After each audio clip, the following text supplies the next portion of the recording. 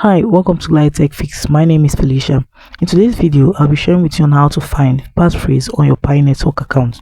So the first thing you have to do is to go to your Google Play Store and download the Pi browser. So this is how it will look on your Google Play. You just click on the install option and install it. I've installed mine, that's why you see the open option. Click on the open option after installing yours.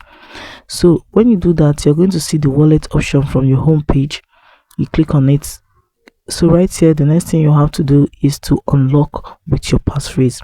If you forgot your passphrase and you don't know what to do, what you have to do is fingerprint. The fingerprint, when you link it to your Pi wallet, it is more easier to unlock your wallet when you don't have your passphrase with you. But if you did not link your fingerprint, I would advise you create another account. This time save your passphrase. You can save it on your phone note, or you can save it as a text, just the way I did here.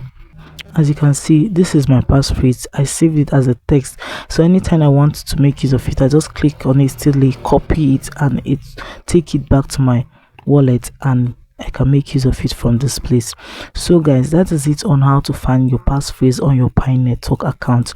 If this video was helpful, please do well to follow GladyTechFix for more phone tricks that make money. Thanks for watching.